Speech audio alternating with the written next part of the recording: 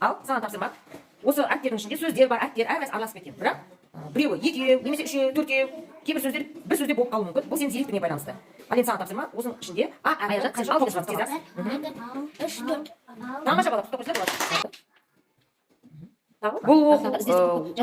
Бұл ойынның ерекшелігі осы сабақтың өн бойында тыныш отырған, көркем жазған балаларды мен ортаға шақыратын боламын.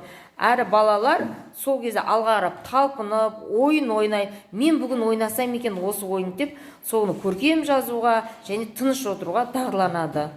Соның қазір мен сондай оқушымның бірі Айша деген оқушымды шақырып тұрмын.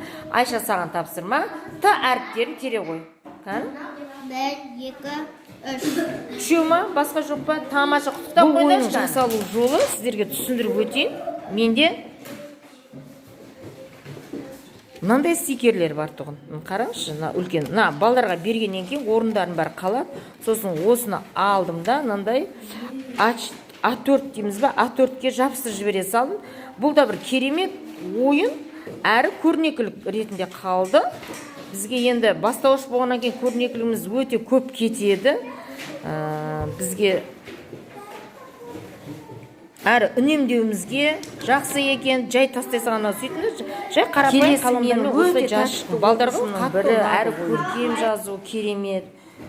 Балаларға үлгі болып отқан Раяна деген оқушымды шақырдым. Ал Раяна, саған тапсырма. Осы әріптердің сөздердің ішінен әже деген сөзді іздейміз. Қанша әже деген сөз бар екен?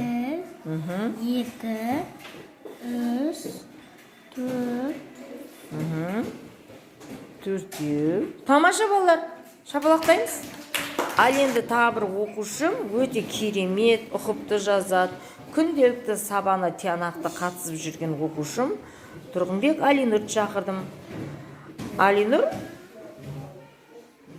бұл кестенің арасынан саған әріптерін іздеп көрші. 1, 2,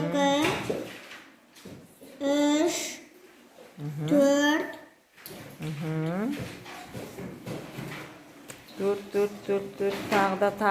Қан. Ойланамыз. 5. Тағда біреу бар сияқты.